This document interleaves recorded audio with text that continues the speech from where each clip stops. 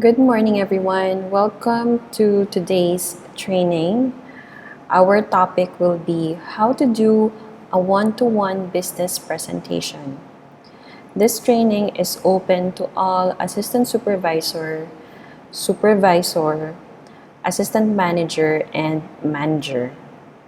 Now, what is a one-to-one business presentation? It's a person-to-person or face-to-face business presentation. Now, what is the objective of this training? It's first for you to feel confident to present the most beautiful business on earth, the forever living business opportunity. Second is for you to know how to prepare and start a conversation with a client whom you have met for the first time or never presented to before. Third, know how to read your client's gestures or buying signals. And fourth, know how to end the presentation with a powerful closing. Now, if you're just starting this business, bago ka pa lang, you're still an assistant supervisor or you're still a supervisor, kailangan na matutunan mo how to do the business presentation on your own.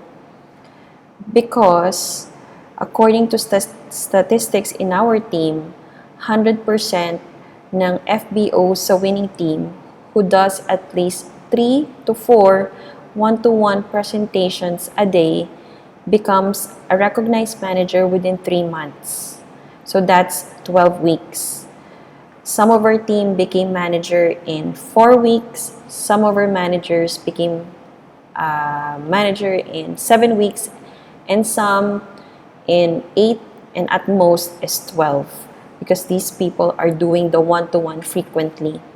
Second, 100% of our team who presents the one-to-one is more likely to be more confident presenting the business on stage. So, if you are the type of person who has a stage fright, doing a one-to-one presentation is also a good practice for you. And number 3, 100% of our team who presents at least 5 to 10 one-to-one presentations per day becomes an Eagle manager within 2 years. That's very much proven with our Eagle managers. We have one Filipino and Arabic couple, and we also have ourselves who made this happen because we are doing the presentation more frequently. And then lastly, 100% of our team members who presents one-to-one presentation on a daily basis masters the presentation without even looking at it within 3 months. Of course, when you do something over and over again, you create the mastery of an activity. So even if you're not looking at your slides or your presentation tools, you're able to deliver the presentation effectively, completely, and confidently. Now, before we proceed to the actual one-to-one presentation, you have to understand that preparation is key. So we have at least 5 points of a prerequisite before you do a one-to-one. Number 1 is mindset. Number 2 is profiling. Number 3 is tee up. 4, location. And lastly, drinks or food. Let me explain that one by one. So I will create 2 scenarios. Now, these scenarios, the client can come either from your prospect list or from your downline's prospect list. Scenario number 1 is if you have personally invited the client. That person is from your 100 names prospect list. So this person can be a close friend or an acquaintance or somebody who's a stranger who is part of your prospect list, and you personally has invited that person via a call, via chat, or face-to-face. Scenario number 2 is if the client was invited by your downline. Example, meron ka ng downline and your downline wants you to assist him or her to do the presentation for his or her prospect. Okay. So, number 1 prerequisite or preparation to a one-to-one is mindset. Before you do a one-to-one presentation, very important yung mindset because mindset is everything. What you think and what you perceive becomes reality. And if you think and feel positivity, you attract positivity. Okay. So, kung anong isipin mo na mangyayari sa presentation, anong iisipin mo na magiging response sa'yo ng kliyente mo while talking to that person, it will become reality. So, there are just two things. You can either be positive or negative. And of course, sa negosyo natin, we always want a positive outcome or result. So, kung ano dapat yung pumasok sa isip natin, dapat palagi siyang positibo para maka-attract din tayo ng positive results. So, paano ba mag-create ng proper positive mindset before a one-to-one? First point is, before you start your one-to-one business presentation, make sure na you have made the necessary preparations. So, ano yung mga preparations? Later on, I will discuss that. Kasi, then again, pag hindi ka prepared, kakabahan ka, magiging negative ka, so maaapektuhan yung magiging one-to-one mo. Makikita sa'yo ng kliyente mo na hindi ka handa, kaya most likely, mawawala yung confidence sa'yo ng client mo. Kaya being prepared for the one-to-one is very, very important.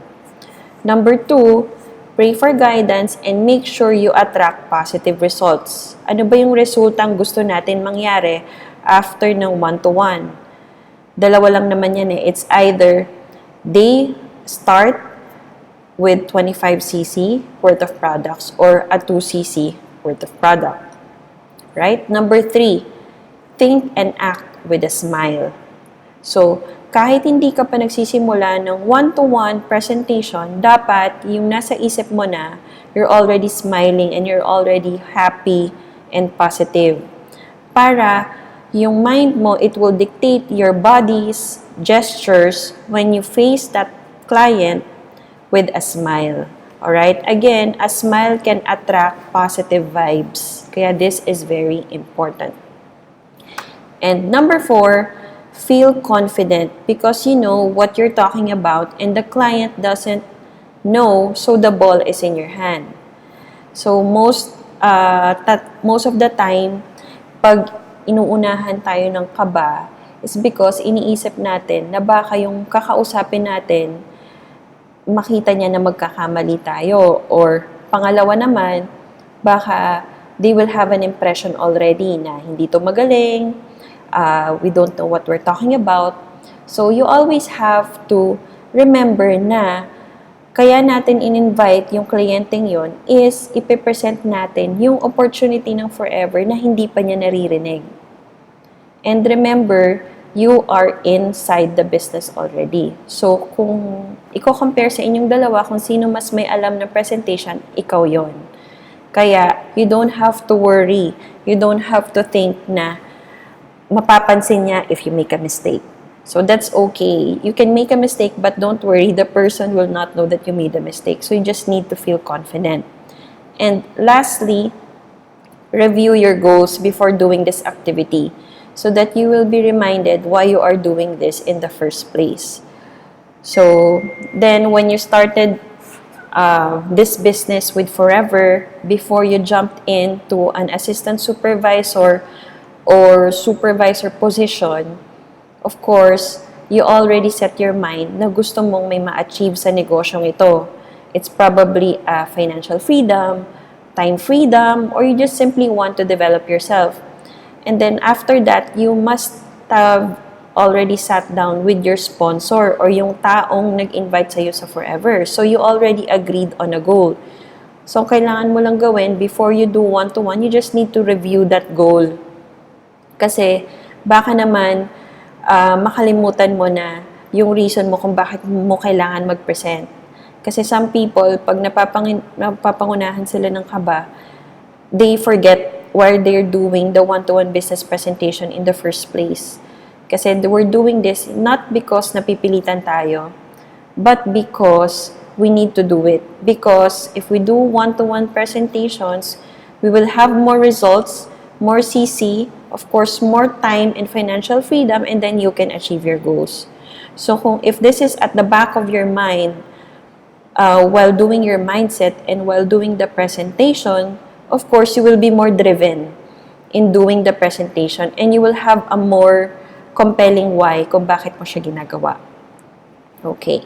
So that's for mindset. Next, number 2 is profiling. So ano bang ibig sabihin ng profiling? Profiling is when you review the background or you get details of the client prior to the one-to-one business presentation. Then again, kailangan mo itong makuha and you have to list this down and have this in your mind before the presentation para alam mo kung paano ang approach. So, whether it's scenario 1 or scenario 2, you need to make sure you have done your profiling. So, paano? Scenario 1, ito yung galing sa prospect list mo, galing sa 100 names list mo. So first, you have to recall and take note of what you could remember from this person since the last time you spoke or met. So probably, itong taong ito, you met or you talked to that person 3 years ago. Dati may work siya, nag-work siya as an accountant, and then single pa siya that time, and then she or he is working sa Philippines. So you have to take this note. Ayan. So very active siya. He loves to travel. You also have to take this down. And then next, so kung i-contact mo na siya, dapat i-check mo naman yung recent update sa kanya. Mag-review ka rin ng kanyang social media profile. There's no harm in reviewing yung social media profile niya. Kasi normally, a person updates their information, yung about column sa Facebook or Instagram or LinkedIn.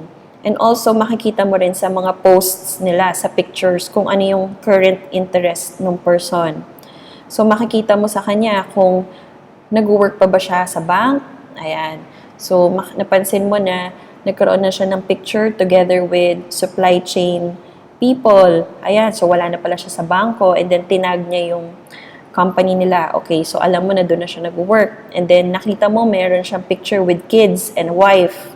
So ibig sabihin may asawa at anak na pala siya. Ayan, and then you saw them na nasa Dubai na pala or they're already in USA. So these are the things that you also need to take down. These are the new details. Now you just need to compare the old and new. And then next naman is identify mo yung hot button based on the old and new details. Ayan. So, ano ba yung hot button? Ito yung magiging reason mo or yung first approach mo sa tao why you are presenting the business opportunity or forever living products. So, probably, nakita mo yung shift niya na probably from Philippines, iniwan niya yung kids niya. Mag-isa lang siya sa USA. So, meron na siyang asawa at anak na iwan sa Pilipinas. So, the good hot button dito is yung distance niya from the family. So, kailangan niya mag-work abroad. So, pwedeng, pag in-offer mo yung business later on, pwede mong sabihin na you can have the freedom to earn income and have time and be with your family. So, that's also a good one. Yung iba naman, if they're posting more on mga gusto magpapayat, frustrated sila, ayan, so, or medyo conservative yung suot, dati payat sila, yun yung old details, and then new details, medyo na naba. So, medyo alam mo na yung hot button na, okay, pwede mo itong presentan ng weight management. Ayan. And then, lastly, on your first chat or call, you must have gotten the form, family, occupation, recreation, and message.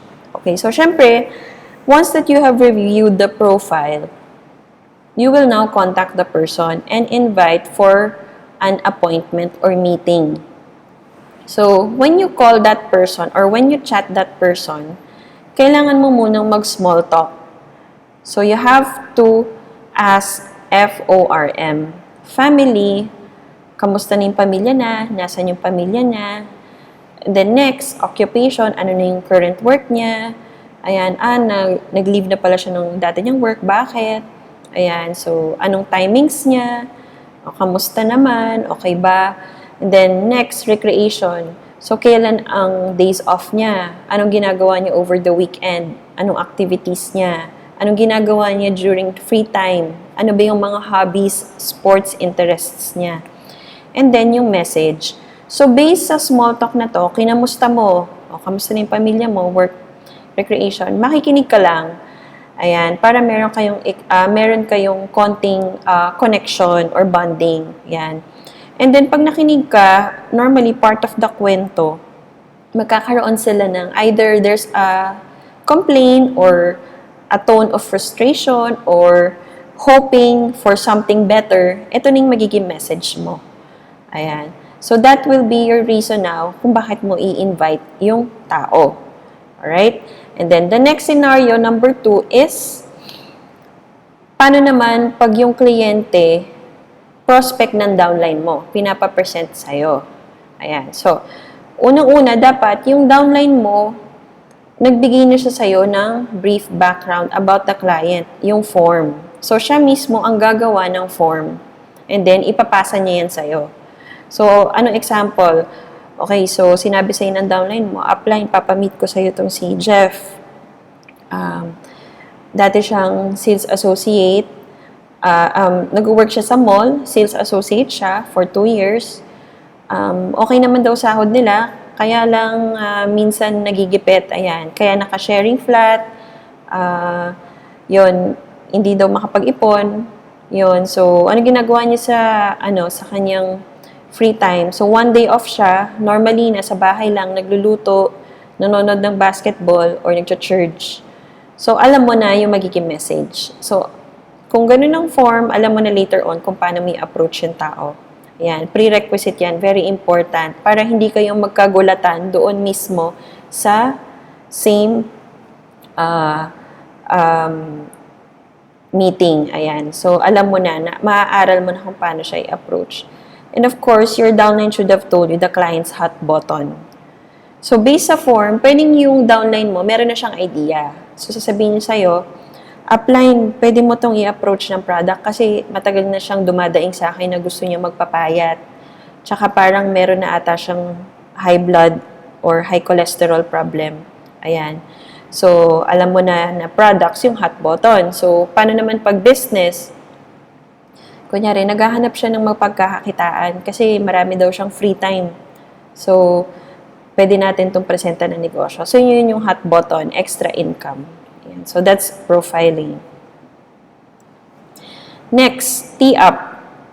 So, now that you have a positive mindset, nakapag-profile ka na, may proper preparation, background about the client. So, paano mo naman i-arrange yung appointment and paano mo mabibuild yung trust ng client sa'yo? Okay, so tee up is when you or your downline has told the client your profile to gain respect, trust, and interest in you before the meeting. So normally, pag scenario 1, nasa prospect list mo na siya, pag warm market mo siya or kakilala mo na siya, normally, alam na nung kliyente kung ano yung profile mo. Pero dahil matagal na kayo hindi nagkita, you just need to update a little. So, pwede kayong mag-exchange ng small talk about your life before and how it changed now. Yan. So, pwede mong sabihin na dati nag-work ka, pero after 2 years doing the business part-time, you're eventually now living in Dubai, having your own visa, and hindi ka na nagtatrabaho. Wala ka ng boss. So, ngayon, hindi mo na kailangan gumising ng mas maaga and mas kontrolado mo yung time mo. And naalala mo na kailangan niya ng time freedom. Dati pinag-uusapan niya yan. So, excited kang i-share sa kanya. Now, you can also express to him or her that the person can do it, that you believe can do it. So, kwento mo na yung sarili mo, you build that trust and proof already. So, normally, ang sasabihin niyan, kaya ko ba yan? So, pwede mo sabihin, ano ka ba, kaya nga kita tinatawagan niya. Kasi alam ko kaya mo to. Kung nakaya ko nga, kaya mo to. So, pwede na, bigyan mo ko ng 45 minutes, pwede tayong mag-meeting. Papakita ko sa iyo yung opportunity. Yan.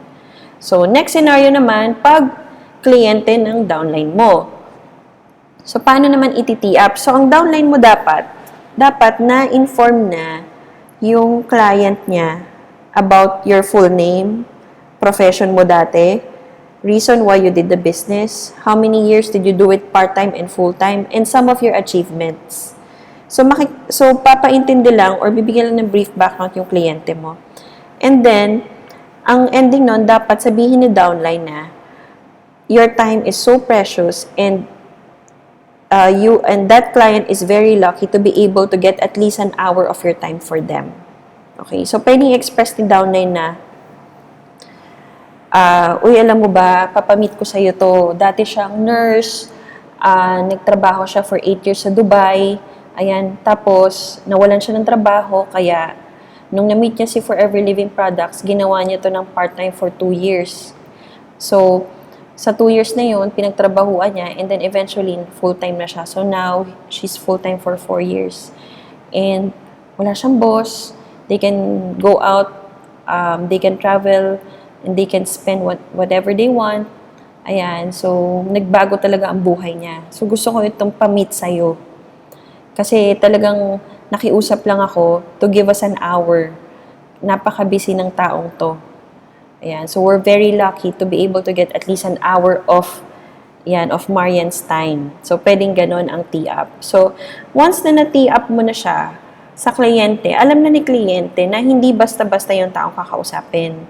So the client will now value yung time, the appointment, and of course, prior to sitting down to that business presentation one-to-one, meron na siyang respect na ito pala yung kakausap sa akin. So, probability to listen to that person mas malaki.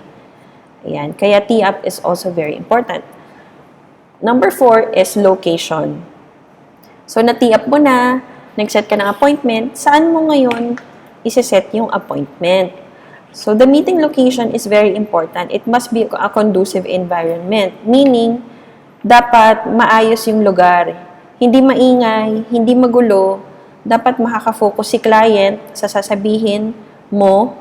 And dapat ikaw din, makakapagsalita ka na understandable and audible. Ayan. So, it can be in the Forever Office. So, meron tayong mga iba't ibang opisina sa Pilipinas. Can be in Quezon Avenue. So, kung sa probinsya ka, meron tayong office sa Cebu, etc. Pwede rin naman, kung sa Dubai naman, we have a Sheikh Zayed office, Dera office. We also have an Abu Dhabi and Sharjah office. Pwede yan. Bakit maganda sa Forever Office? Kasi libre. Okay? So, libre ang mag-book ng room. You can just come and go and do your appointments. So, you don't have to pay anything. Tapos, of course, pag naggawa ka din ng one-to-one doon, pag clinose mo na yung presentation, pwede na talaga siyang bumili kagad ng produkto kasi nandun na din ang counter, nandun na rin ang dispatch natin. So, mabilis yung transition from presentation to closing and to the purchase. Kaya maganda din siya. And third, pwede mo siyang i-tour. So, magkakaroon siya ngayon ng confidence na, meron pala tayong physical na opisina. Legal na legal pala tong kumpanyang ito. And ito yung magiging facility na pwede niyang gamitin later on pag naging business partner mo na siya. Alright. Next, hotel lobby. So, pwede din dyan sa hotel lobby. Kasi normally, ang mga hotel lobbies, they're very silent, chill setting, hindi masyadong magulo. Alright? And then, you can just order a coffee or you can bring your own drinks ng the hotel will not even bother you. Ayan. So, next is also a coffee shop. In Dubai, maraming coffee shops na silent. Ayan, depende rin yan sa oras. Sa Philippines, meron din, pero most of the coffee shops talaga sa Philippines, we've noticed, medyo ginagawa siyang kwentuhan area. And normally, mga students, mga working people, magulo. Ayan, so, you can find a coffee shop na medyo private. Ayan. So, you can also bring that person there. Or, pag home setting naman, pag mga home demo, home product or business launch. Ayan. So, what do you need to understand if you're going to bring the client sa forever office, hotel lobby, or coffee shop? Of course, very important nga na tahimik, walang distractions, alright? No kids as much as possible. Ayan. And of course, no pets. Ayan. And dapat ang meeting table and chairs, nakasit down kayo pareho comfortably para you can focus on the presentation. Ayan. The client also must be facing the wall. So, if, for example, yung table natin, merong side na nakaharap sa wall, merong side na nakaharap sa daanan ng tao, pauupuin po natin yung kliyente na naka-face siya, nakaharap siya sa wall para walang distractions. And then, ikaw ang nakaharap sa tao. Anyway, nakatingin ka naman sa presentation tool mo, nakatingin ka sa kanya. So, you can handle the presentation. And lastly, in a no noise or less noise area. Ayan. Paano naman kung home setting, kung home demo, or home product or business launch? Mas maganda kung ginawa niyo yung presentation na one-to-one sa dining table or sa table na may chairs. Yung naka-level lang sa waist mo yung table. Nakasit kayo comfortably sa medyo hard and subtle or medyo may cushion. Huwag lang yung masyadong malambot na nakakaantok. Ayan. Tapos, dapat palagi kayong naka-lean forward to show interest. Yan, and to show that you are in control of the presentation. You also encourage the person na naka-lean forward para you are focused sa presentation. So, ayan, at a desk and chair setup. Ngayon, kung wala naman talaga ng dining table or desk and chair, pwede rin naman sa sofa or couch as long as alisin lang yung mga unan, hindi lang masyadong soft yung couch para hindi antukin. Kasi normally, pag hiniram na natin yung 45 minutes nila, we want their full attention sa presentation. So, kung matutulog lang din sila, mawawala yung essence ng presentation natin. Ayan. So, iwas natin sa mga ganyang distractions. Now, lastly, drinks and food. So, to serve or buy drinks or food is not a must. Hindi naman kailangan na palaging bibila mo ng kape or kailangan pakainin mo pa yung kliyente. Not unless pag yung kliyente is a VIP client, yung tipong CEO or a big owner of a very big business. Ayan. Or an executive or a manager. Ayan. So, pwede mo yung, normally kasi medyo VIP ang treatment sa kanila in corporate setting. So, syempre tayo na nag-offer ng negosyo, we also want them to give a VIP treatment. Just so to make the meeting professional. Pero kung kakalala mo naman, friends mo, or pinakilala sa'yo, normal lang, relax lang na tao, average, ayan. So, pwede na, not necessarily na kailangan pakainin mo palagi or kailangan bilhan mo ng kape. Ang preferred natin, mas maganda kung paiinumin mo siya ng drinks, is ikaw mismo, meron ka ng baon na aloe berry nectar, ice cold. Yan, masarap yan. So, meron kang tumbler na dala, or meron ka dapat sachet ng RG na pwede mong timplahin, or prepared na, nakatimpla na, or baon na cold, ice cold din na Forever Light protein shake. So, maganda kasi kung paiinumin mo na rin naman or papatry mo na ng drinks yung kliyente, yung product na natin. Ayan. So, maganda din kasi yung RG na painumin mo siya before the presentation kasi magigising yung utak niya. So, yung attention, yan, naka-focus sa'yo. Ayan. So, must carry a tumbler or a container of these drinks ready to prepare or prepared if in a hotel lobby or coffee shop or in the forever office. Now, if in home setting, this can be easily prepared. Ayan. So, syempre, kung sa home demo, mabilis lang naman yan i-prepare, pero huwag ka naman mag-prepare sa harap niya. Ayan. Just make sure na bago dumating yung kliyente, dapat, or ikaw mismo, if you're going to that client's home, dapat din nakaprepare ka na para mabilis. Kasi, again, time is essential. So, every minute, every second counts. Kaya, we don't want to waste our time on unnecessary things. Yan. So, offer our products as much as possible. Avoid coffees or any other sweetened juices or drinks because it will make the client sleep and moody because of the caffeine boost and sugar rush. And so, oftentimes, pinapainom natin ng kape yung kliyente. And minsan, binibigyan natin ng mga juice, mga orange juice, kung ano-anong matamis, or minsan binibigyan din natin ng mga starch na bread. Ayan. Ang nangyayari kasi, pag coffee kasi, minsan, nagkakaroon sila ng biglang caffeine boost. So, biglang alert, tapos yung iba nagpapalpitate, so medyo aligaga, ang focus nila hindi masyado nakafocus sa'yo. Pag caffeine naman, pwedeng mataas yung energy, tapos maya-maya, nung patapos na ng presentation, biglang bababa. Ganun kasing effect ng caffeine. It's a temporary effect. Sugar, rush. So, saan magagaling yung sugar? Yun nga, sa mga sweetened juices, sweetened coffee, mga bread na pinaprepare natin. So, normally, pag pinakain mo yan, mamaya-maya, antokin na yan. Tsaka nagiging moody sila, uneasy. So, iwasan po natin ito. Kaya, ang pinaka-safe na isa-serve natin or ipapatikim natin sa kanila is yung product natin. Yan. So, that's it. That's the preparation that we need to do. So, again, our pre-1-to-1 is number 1, mindset. Number 2, profiling. Number 3, tee up. Number 4, location. And number 5, drinks or food. Okay. So, of course, apart from the 5, we all need to understand that you have to have a belief on yourself. So, ito, hindi na natin sinulat kasi this must come natural from you. So, ang belief dapat manggaling mismo sa sarili mo.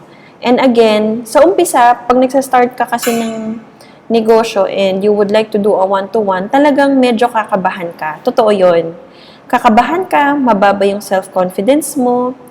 Kasi, you have the fear of the unknown. Sino kaya yung kausap ko? Ano kayang reaction niya? Yan, baka hindi ako makasagot. Marami tayong fears. Pero then again, kaya po natin to ginagawa training kasi we are preparing you from the mind up to the physical preparation. Kasi napakalaking factor ng preparation. 90% preparation to an activity gives 100% success. Kaya dapat napaka-importante na magawa po natin itong lahat. Alright, so that's part 1 of our training. So next training is we'll teach you na how to start the one-to-one business presentation.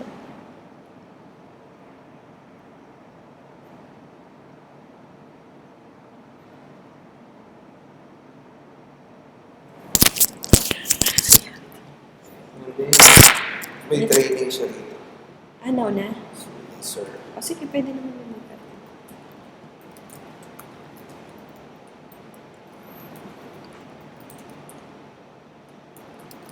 Hindi siya pwede sa kabila.